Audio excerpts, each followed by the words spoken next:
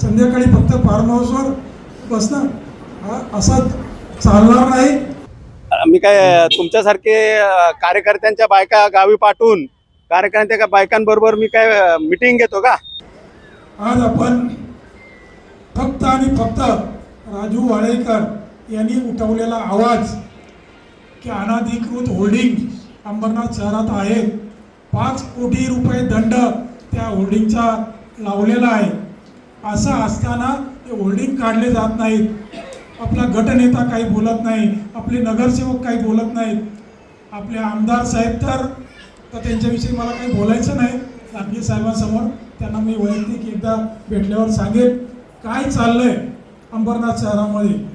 2011चा GR आता दाखवून झोपडपट्टीवासियांना काय भूलथापा मारणं, त्याबरोबर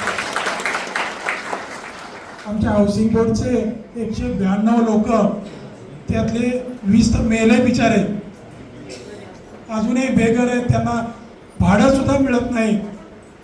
15 वर्षानंतर महाराष्ट्राच्या विधानसभेत आवाज उठवणारा आमदार आमचा, मी खरं त्यांना शाबासकी देईन की पुढच्या वर्षी ह्या पावसाळी अधिवेशनाआधी त्या 192 लोकांना जर घरं मिळाली तर मी स्वतः जाऊन त्यांचा सत्कार करेन आणि त्याच्यासोबत आणखी काही 15 वर्ष लागली हो, अजून त्यांना घर मिळत नाही. इथे मला वाटतं आपल्या काही शिवसैनिक पण आहेत, ते इथे आहेत, त्यांचीही घरं इथे त्याच्यामध्ये आहेत. का असं होत आहे, काय करताय ते? संध्याकाळी फक्त फार्म हाऊसवर बसणं असं चालणार नाही. ज्यांनी कोणी बोलले आहेत ते अज्ञानी आहेत. त्यांना 2011 पूर्वीचा GR, 2000 पूर्वीचा GR, जे काही GR आहेत ते वाचायला सांगा आणि 25 मार्च 2026चा एक GR आहे तोही वाचायला सांगा. महाराष्ट्र शासनाने, मी तर देवेंद्रजी फडणवीस साहेब आणि आमचे तत्कालीन मुख्यमंत्री आणि आताचे उपमुख्यमंत्री एकनाथजी शिंदे साहेब यांना मी खूप खूप आभार मानतो की त्या आम्ही अनेक वेळा सभागृहामध्ये जे झोपडपट्टी धारक आहेत, जे प्रायव्हेट जागेवरती आहेत, काही महाराष्ट्र शासनाच्या जागेवर, काय रिझर्वेशनच्या जागेवरती आहेत, त्यांना रेग्युलायझेशन करून त्यांची घरं त्यांच्या नावा करण्यासाठी आम्ही पाठपुरावा करत होतो. तर महाराष्ट्र शासनाने 25 मार्च 2026ला एक GR काढलेला आहे, तो त्यांना वाचायला सांगा. कलेक्टर साहेबांना जाऊन कलेक्टर साहेबांकडे जाऊन बसून बघा आणि आमच्या मुख्यमंत्री देवेंद्र फडणवीस साहेब, उपमुख्यमंत्री एकनाथजी शिंदे साहेब यांचा तुम्ही अपमान नका करू की दिशाभूल करणं हे ते. आज महाराष्ट्र शासन लोकांच्या हिताचं जे काम करते ते करत आहेत.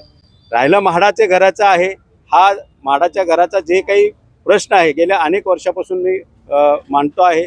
त्यामध्ये खासदार डॉक्टर श्रीकांत शिंदे यांनाही माहीत आहेत, आमचे उपमुख्यमंत्री एकनाथजी शिंदे साहेबांनाही माहीत आहे आणि हे काही कोणी होऊ नये म्हणून कोणी प्रयत्न करतात ही त्यांना माहीत आहे. त्यामुळे आम्हाला शिकवण्यासाठी शिकवू नका. तुम्हाला अंबरनाथच्या लोकांनी तुमची किती कुवत आहे, तुमची कोणती जागा आहे ती दाखवलेलं आहे. आता आम्हाला तोंड उघडायला देऊ नका, कारण का लोकांच्या हिताचं आम्ही काम करतोय. आज खासदार डॉक्टर श्रीकांत शिंदे साहेब ह्या अंबरनाथसाठी जे काय करतायत, जे काय केलेलं आहे ते लोकांनाही माहीत आहे. शिवसेनेने काय केलं हे लोकांना माहीत आहे. लोकांना माहीत आहे कोणी लोकांनी खासदार साहेबांना पाडण्यासाठी प्रयत्न केले, आमदार साहेबांना पाडण्यासाठी किती प्रयत्न केले, नगरसेवकांना काही लोकांनी पाडण्यासाठी किती प्रयत्न केले, परंतु कोणी पडलं नाही. पडायचे असेल ते पडलेत.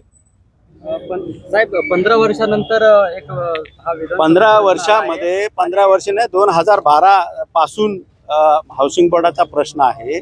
त्यामध्ये कोण आहेत, का आहेत ते त्यांनाही माहीत आहे. जिनी कोणी बोलले त्याला मला काय माहिती नाही. आमदार काय करतात तर आमदार संध्याकाळी फार्म हाऊसवर असतात, याला कसं? मी काय तुमच्यासारखे कार्यकर्त्यांच्या बायका गावी पाठवून कार्यकर्त्यांच्या बायकांबरोबर मी काय मीटिंग घेतो का?